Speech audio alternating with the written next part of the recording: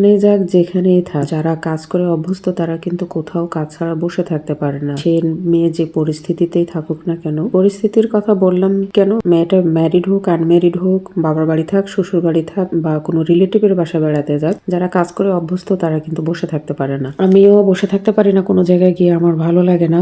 যেখানেই থাকি যেখানেই যাই টুকটাক কাজ করতে পছন্দ করিও। আব্বু যে বাজারগুলো পাঠিয়েছিল শুকনো বাজারগুলো গুছিয়ে দেন চলে আসলাম আমি কাঁচা বাজারের কাছে। কাঁচা বাজারগুলো গুছিয়ে রেখে তারপরে তো এসেছি মাছ মাংস কাটার জন্য। বড় একটা মাছ পাঠিয়েছে আব্বু, এটাকে আমি ফার্স্টে সুন্দরভাবে যে অস্ত্রটা দিয়ে আঁশ ছাড়িয়ে নিলাম। এই অস্ত্রটার কথা আমি গত একটা ভিডিওতে বলেছিলাম।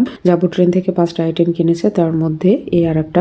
তো এটা দিয়ে সুন্দরভাবে আঁশ ছাড়িয়ে নিয়েছি। বড় মাছের আঁশ বটিতে ছাড়াতে কিন্তু অনেক কষ্ট হয়, বাট এইভাবে ছাড়ালে কিন্তু কষ্টটা অতটা হয় না। তো এটা দিয়ে আমি মাছটার আঁশ সুন্দরভাবে ছাড়িয়ে নিয়েছি। পুরো আঁশ ছাড়ানোর পর আমি তারপর মাছের চারপাশে যে কাঁটাগুলো আছে এগুলো সুন্দরভাবে বটিতে কেটে নিয়েছি। কাঁটাগুলো কাটা হয়ে গেলে তারপর আমি মাছটাকে সুন্দরভাবে তার কাটা দিয়ে ডলে ডলে পরিষ্কার করব। পরিষ্কার করে নেব পুরো মাছটা সুন্দরভাবে। টুকরো টুকরো করে মাছটাকে কেটে ফেলে আমি এটাকে সুন্দরভাবে পরিষ্কার করতে পারবো না, তাই তো আস্ত মাছটাকে সুন্দরভাবে ডলে আমি পরিষ্কার করে নিচ্ছি। মাছটাকে সুন্দরভাবে টুকরো করে কেটে নিয়ে এই দেখেন আবার সুন্দরভাবে লবণ দিয়ে আমি ধুয়ে এখন এটাকে ফ্রিজে রেখে দেবো। আসলে শহরে থাকলে এই দিক থেকে অনেক সুবিধা পাওয়া যায়, এগুলো কাটাকুটা বাজার থেকে করে আনা যায়। যখন আমি ঢাকায় ছিলাম তখন দেখছি সুন্দরভাবে এগুলো কাটাকুটা করে নিয়ে আসা যেত, বাট এখানে তো সেই সুবিধা নেই, নিজেদেরই কাটতে হয়। যাই হোক, বসে পড়লাম মাংসটা নিয়ে। গরুর মাংস এনেছে বাজার থেকে, এখন এটা বড় বড় টুকরো ছিল, আমি এগুলোকে সুন্দর করে সাইজ মতো কেটে এক এক করে সুন্দরভাবে কেটে নিচ্ছি মাংসগুলো। কেটে তারপরে এটাকে আমি ফ্রিজে রেখে দেব,